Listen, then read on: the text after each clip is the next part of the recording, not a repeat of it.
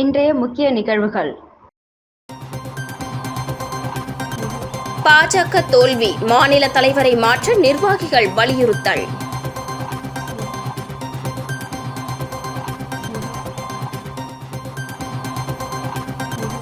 Bike service centre பூட்டை உடைத்து பணம் திருட்டு, சிசிடிவி காட்சிகளை வெளியிட்டு மர்ம நபருக்கு போலீசார் வலை.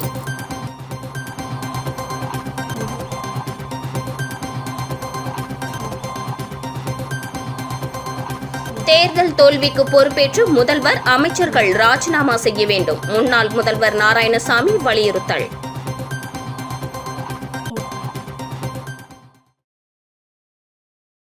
புதுச்சேரியில் முதலமைச்சர் உள்ளிட்ட அமைச்சர்கள் தொகுதியில் தோற்றால் தார்மீக பொறுப்பேற்று அவர்கள் கூண்டோடு ராஜினாமா செய்ய வேண்டும் என முன்னாள் முதல்வர் நாராயணசாமி வலியுறுத்தியுள்ளார். இதுகுறித்து செய்தியாளர்களை சந்தித்த முன்னாள் முதலமைச்சர் நாராயணசாமி, மாநில கட்சிகளுக்கு அடிபணிந்து மோடி பிரதமராகிறார், இது பாஜகவிற்கு மிகுந்த அவமானம் என்று, மோடி சிறந்த அரசியல்வாதி என்றால் பிரதமர் பதவியை நோக்கி சென்றிருக்கக்கூடாது, தற்போது பதவியேற்கும் புதிய ஆட்சி குறைப்பிரசவம்தான், 5 ஆண்டுகள் நீடிக்காது, கூட்டணி கட்சிகளே மோடியை வீட்டுக்கு அனுப்பிவிடுவார்கள் என்றார். தொடர்ந்து பேசிய அவர், புதுச்சேரியில் இந்தியா கூட்டணிகளின் கை ஓங்கியுள்ளது, அதனால்தான் வைத்திலிங்கம் அமோக வாக்கு வித்தியாசத்தில் வெற்றி பெற்றுள்ளார். புதுச்சேரியில் உள்ள 28 தொகுதிகளில் வைத்திலிங்கம் வெற்றி பெற்றுள்ளார்.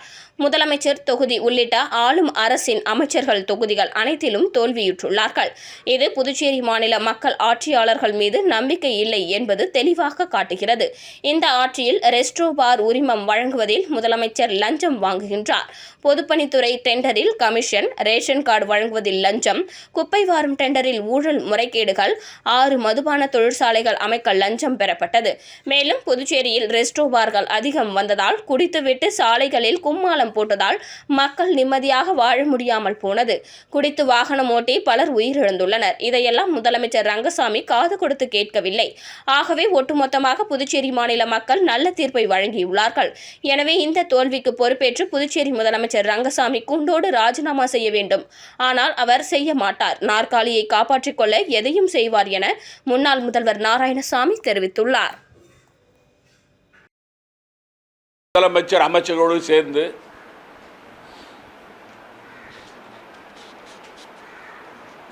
இதில் 28 தொகுதிகளில்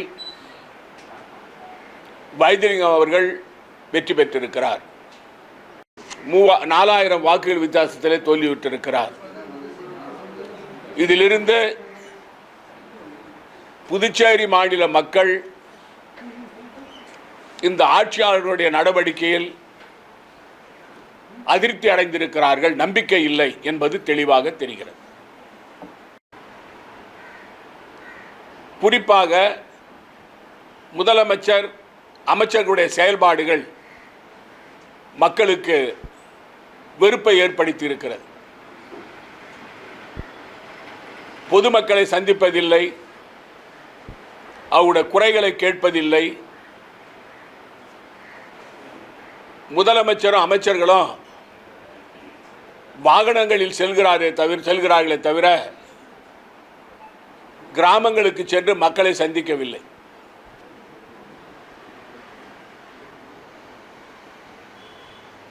இந்த ஆட்சியாளர்கள் பதவியில் நீடிக்கலாமா? முதலமைச்சர் பொறுப்பேற்று ராஜினாமா செய்ய வேண்டும். ஆனால் எனக்கு தெரியும், அவர் ராஜினாமா செய்ய மாட்டார். புதுச்சேரி பாராளுமன்ற தேர்தலில் பாஜக வேட்பாளர் நமச்சிவாயம் தோல்வியடைந்ததற்கு புதுச்சேரி மாநில பாஜக தலைவரே காரணம் என்றும், அவரை உடனடியாக தலைமை மாற்ற வேண்டும் என முன்னாள் மாநில தலைவர் சாமிநாதன் தெரிவித்துள்ளார். முன்னாள் சட்டமன்ற உறுப்பினரும் முன்னாள் மாநில பாஜக தலைவருமான சாமிநாதன் வெளியிட்டுள்ள அறிக்கையில், புதுச்சேரி மக்களவை தொகுதியில் பாஜக வேட்பாளர் தோல்வியடைந்ததற்கு பாஜக மாநில தலைவர் செல்வ கணபதியின் துரோகமே காரணம் என்றும், பழைய நிர்வாகிகளை தேர்தல் பணியாற்ற விடாமல் மாநில தலைவர்கள் தன்னிச்சையாக செயல்பட்டதே தோல்விக்கு காரணம் என்றும், மாநில தலைவர் பதவியில் இருந்து அவரை உடனடியாக பாஜக தலைமை மாற்ற வேண்டும் என சுவாமிநாதன் வலியுறுத்தியுள்ளார். புதுச்சேரி பாராளுமன்ற தேர்தலில் பாஜக வேட்பாளர் நமச்சிவாயம் தோல்வியடைந்துள்ள நிலையில் தற்போது புதுச்சேரி பாஜகவில் உட்கட்சி பூசல் ஏற்பட்டுள்ளது. புதுச்சேரியில் பைக் சர்வீஸ் சென்டரின் பூட்டை உடைத்து அங்கிருந்து ரூபாய் 15,000 பணத்தை மர்ம நபர் ஒருவர் திருடி செல்லும் சிசிடிவி காட்சிகளை போலீசார் வெளியிட்டு அந்த நபரை தேடி வருகின்றனர். புதுச்சேரி கடலூர் சாலை முதலியார்பேட்டை பகுதியில் அமைந்துள்ளது ஜாவா பைக் ஷோரூம் மற்றும் சர்வீஸ் சென்டர். இந்த சர்வீஸ் சென்டரை கடந்த 3ஆம் தேதி இரவு ஊழியர்கள் வழக்கம் போல் மூடிவிட்டு சென்று மறுநாள் காலை வந்து பார்த்தபோது சர்வீஸ் சென்டரின் ஷட்டர் பூட்டு உடைத்திருந்தது. தொடர்ந்து உள்ளே சென்று பார்த்தபோது கல்லாப்பெட்டி உடைக்கப்பட்டு அதிலிருந்த ரூபாய் 15,000 திருடப்பட்டு இருப்பது தெரிய வந்தது.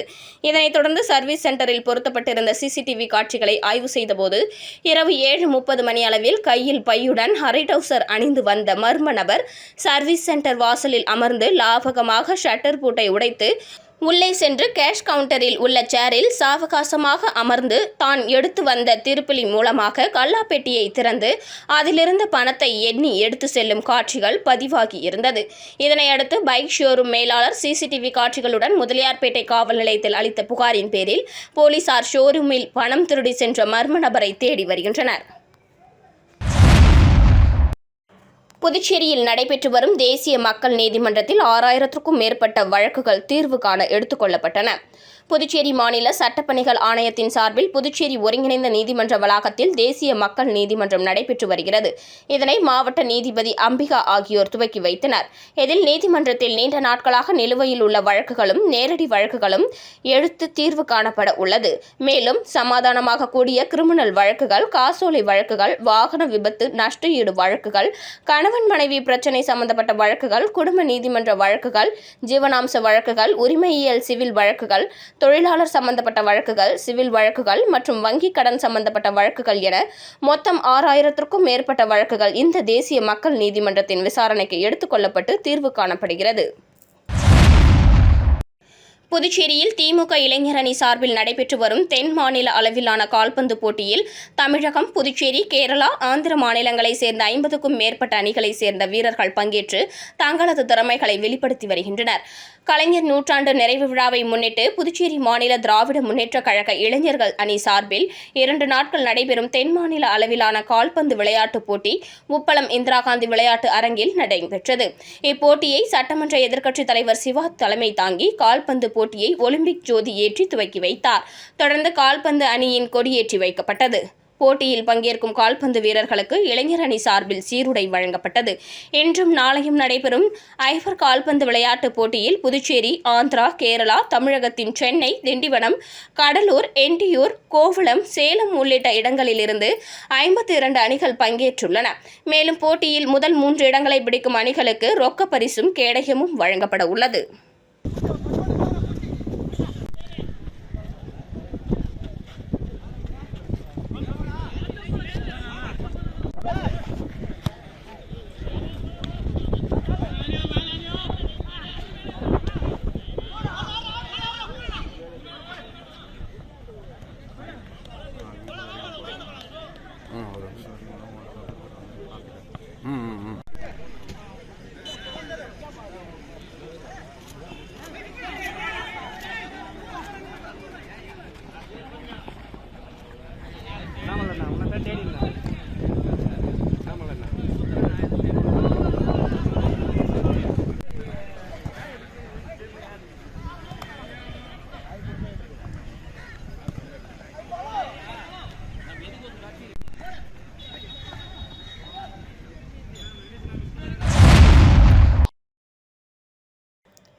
புதுச்சேரி காவல்துறையில் ஊர்காவல் படை வீரர்களுக்கான எழுத்துத் தேர்வு வருகிற 30ஆம் தேதி நடக்கிறது.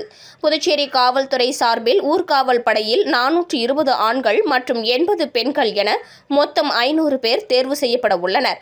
இதற்காக 15,697 ஆண்களும் 4,492 பெண்களும் என மொத்தம் 20,189 பேர் விண்ணப்பித்துள்ளனர். இந்த பணிக்கான உடல் தகுதி தேர்வு கோரிமேடு போலீஸ் மைதானத்தில் கடந்த பிப்ரவரி மாதம் நடந்து முடிந்தது. உடல் தகுதி தேர்வில் 3,034 ஆண்களும் 1,195 பெண்களும் தேர்ச்சி பெற்று எழுத்துத் தேர்வுக்கு தகுதி பெற்றனர். எழுத்துத் தேர்வு வருகின்ற 16ஆம் தேதி நடைபெறும் என உத்தேசமாக அறிவிக்கப்பட்டது. இதற்கிடையில் சிவில் சர்வீஸ் தேர்வு வருகின்ற 16ஆம் தேதி நடைபெறுகிறது. இதனால் ஊர்காவல் படை எழுத்துத் தேர்வானது 16ஆம் தேதிக்கு பதிலாக வருகின்ற 30ஆம் தேதி காலை 10 மணி முதல் பகல் 12 மணி வரை நடைபெறும். இந்த தேர்வுக்கான நுழைவு சீட்டு விரைவில் வெளியிடப்படும். மேலும் விவரங்களுக்கு requirement.py.gov.in என்ற இணையதளத்தை பார்வையிடவும். மேலும் வருகின்ற 30ஆம் தேதி புதுவை அரசு கூட்டுறவு சங்க இளநிலை ஆய்வாளர் மற்றும் பிற அரசு பணியாளர்களுக்கான தேர்வு தேதிகள் வெளியிடப்படும்.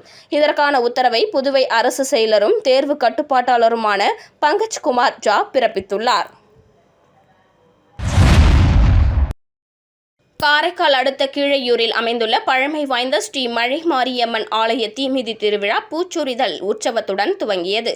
புதுச்சேரி யூனியன் பிரதேசம் காரைக்கால் மாவட்டம் திருப்பட்டினம் அடுத்த கீழையூரில் அமைந்துள்ள பிரசித்தி பெற்ற பழமை வாய்ந்த ஸ்ரீ மழை மாரியம்மன் ஆலயம். இவ்வாலயத்தில் தீமிதி திருவிழா காப்பு கட்டி பூச்சொரிதல் உற்சவத்துடன் துவங்கியது.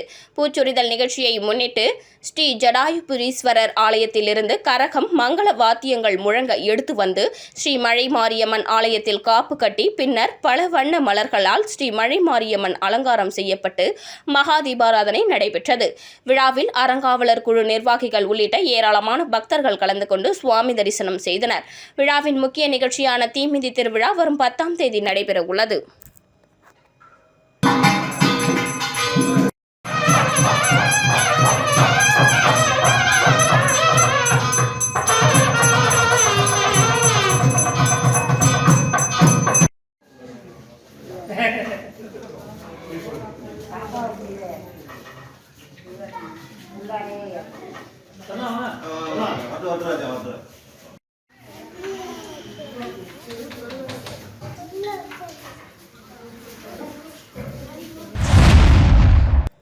புதுவை பல்கலைக்கழக மாணவர் சேர்க்கைக்கான தரவரிசை பட்டியல் வெளியிடப்பட்டுள்ளது. புதுவை பல்கலைக்கழகத்தில் முதுநிலை படிப்புகள், பட்டய படிப்புகள் உள்ளன.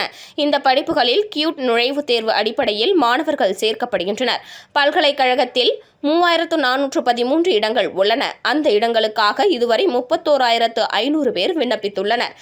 தற்போது பாடவாரியாக மாணவர்களின் தரவரிசை பட்டியல் வெளியிடப்பட்டுள்ளது.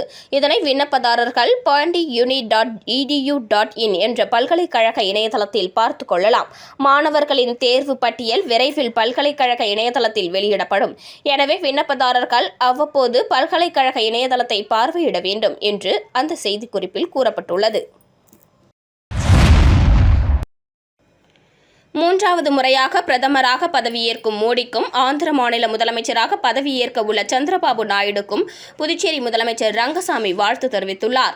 நடந்து முடிந்த பாராளுமன்ற தேர்தலில் தேசிய ஜனநாயக கூட்டணி அதிகப்படியான இடங்களை பிடித்து மீண்டும் ஆட்சியை பிடித்துள்ள நிலையில் நாட்டின் பிரதமராக 3வது முறையாக நரேந்திர மோடி வரும் ஞாயிற்றுக்கிழமை அன்று பதவியேற்க உள்ளார். இந்த நிலையில் மீண்டும் பிரதமராக பதவியேற்க உள்ள நரேந்திர மோடிக்கு புதுச்சேரி முதலமைச்சர் ரங்கசாமி வாழ்த்து தெரிவித்துள்ளார். அவர் வெளியிட்டுள்ள வாழ்த்து செய்தியில், நாடாளுமன்ற தேர்தலில் தாங்கள் வெற்றி பெற்றிருப்பது மிகுந்த மகிழ்ச்சி அளிப்பதாக உள்ளது. தங்கள் வழிகாட்டுதலும் இடைவிடாத சேவையும் இந்த மாபெரும் வெற்றிக்கு வழிவகுத்தது மட்டுமின்றி தேசிய ஜனநாயக கூட்டணியை தொடர்ந்து 3வது முறையாக ஆட்சிக்கு கொண்டு வந்துள்ளது.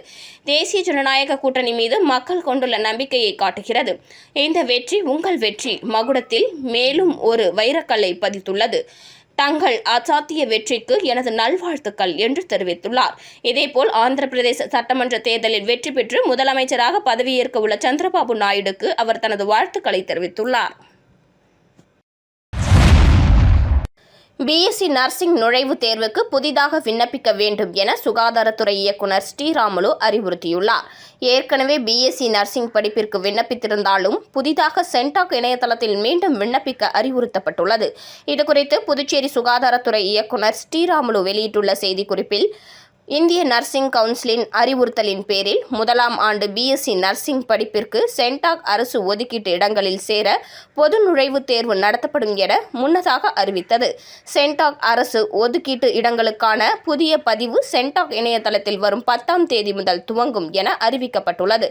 எனவே ஏற்கனவே பிஎஸ்சி நர்சிங் படிப்பிற்கு விண்ணப்பித்திருந்தாலும் புதிதாக சென்டாக் இணையதளத்தின் மூலம் பிஎஸ்சி நர்சிங் படிப்பிற்கு கட்டாயம் மீண்டும் விண்ணப்பிக்க வேண்டும். தவறினால் மாணவியர் புதுச்சேரி பொது நர்சிங் நுழைவுத் தேர்விற்கு பங்கேற்க முடியாது.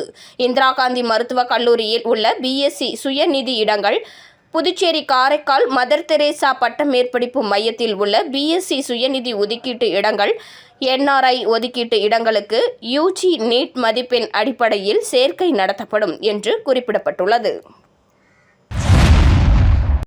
புதுச்சேரியில் உள்ள புகழ்பெற்ற திரௌபதி அம்மன் ஆலய பிரம்மோற்சவ விழாவையொட்டி நடைபெற்ற ஊஞ்சல் உற்சவத்தில் ஏராளமான பக்தர்கள் கலந்து கொண்டு அம்மனை வழிபட்டு சென்றனர். புதுச்சேரி முருங்கப்பாக்கம் பகுதியில் மிகவும் பிரசித்தி பெற்ற ஸ்ரீ திரௌபதி அம்மன் ஆலயம் உள்ளது. இவ்வாலயத்தின் பிரம்மோற்சவ விழா கடந்த 13ஆம் தேதி கொடியேற்றத்துடன் தொடங்கி தினம்தோறும் அம்மன் திருவீதி உலா நடைபெற்று வருகின்றது. இதனைத் தொடர்ந்து அம்மனுக்கு ஊஞ்சல் சேவை நடைபெற்றது. முன்னதாக அம்மனுக்கு காமாட்சி அம்மன் சிறப்பு அலங்காரம் செய்யப்பட்டு கோவில் உட்புறப்பாடு நடைபெற்றது. தொடர்ந்து நடைபெற்ற ஊஞ்சல் உற்சவத்தில் அம்மனுக்கு தீபாராதனை காண்பிக்கப்பட்டது. விழாவில் பக்தர்கள் பலரும் கலந்து கொண்டு அம்மனை வழிபட்டு சென்றனர்.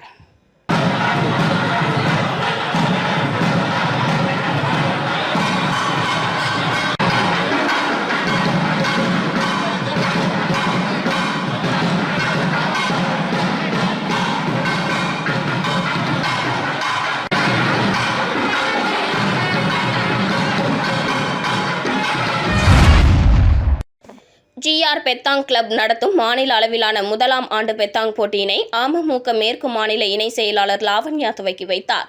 புதுச்சேரி மாநிலம் உழவர்கரை சட்டமன்ற தொகுதிக்குட்பட்ட உழவர்கரை அரசு மேல்நிலைப் பள்ளியில் ஜிஆர் பெத்தாங் கிளப் நடத்தும் மாநில அளவிலான முதலாம் ஆண்டு பெத்தாங் போட்டியின் தொடக்க விழா நடைபெற்றது. 2 நாட்கள் நடைபெறும் இப்போட்டியினை அமமுக மேற்கு மாநில இணை செயலாளர் லாவண்யா துவக்கி வைத்தார். இப்போட்டியில் கலந்து கொண்டு வெற்றி பெறும் அணிகளுக்கு முதல் பரிசாக 2 நபர்களுக்கு தலா ரூபாய் 7,000ம், 2ஆம் பரிசாக 2 நபர்களுக்கு தலா ரூபாய் 6,000ம், 3ஆம் பரிசாக 4 நபர்களுக்கு தலா ரூபாய் 4,000 எனவும், 4ஆம் பரிசாக 8 நபர்களுக்கு தலா ரூபாய் 2,000ம், காலிறுதிக்கு முந்தைய சுற்றில் பங்கேற்கும் 16 நபர்களுக்கு தலா ரூபாய் 1,000 வழங்கப்படுகிறது. பரிசளிப்பு விழா ஞாயிற்றுக்கிழமை நடைபெறுகின்றது. நிகழ்ச்சிக்கான ஏற்பாட்டினை ஜிஆர் பெத்தாங் கிளப் நிர்வாகிகள் செய்திருந்தனர். SM மார்க்கெட்டிங் நிறுவனர் சிவா தாயாரின் 3ஆம் ஆண்டு நினைவு தினத்தையொட்டி பொதுமக்களுக்கு அன்னதானம் வழங்கப்பட்டது. புதுச்சேரி SM மார்க்கெட்டிங் நிறுவனரும் தொழிலதிபருமான சிவாவின் தாயார் பரமேஸ்வரியின் 3ஆம் ஆண்டு நினைவு தினம் அனுசரிக்கப்பட்டது. இதனையொட்டி முத்தியால்பேட்டை பகுதியில் அவரது உருவப்படத்திற்கு உறவினர்கள் மலரஞ்சலி செலுத்தினர். தொடர்ந்து 100க்கும் மேற்பட்ட பொதுமக்களுக்கு அன்னதானம் வழங்கப்பட்டது. மீண்டும் இன்றைய முக்கிய நிகழ்வுகள். பாஜக தோல்வி, மாநில தலைவரை மாற்ற நிர்வாகிகள் வலியுறுத்தல்.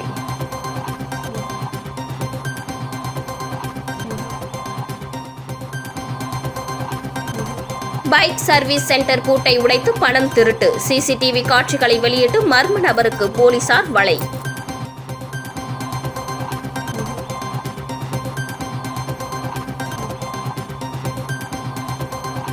தேர்தல் தோல்விக்கு பொறுப்பேற்று முதல்வர், அமைச்சர்கள் ராஜினாமா செய்ய வேண்டும். முன்னாள் முதல்வர் நாராயணசாமி வலியுறுத்தல்.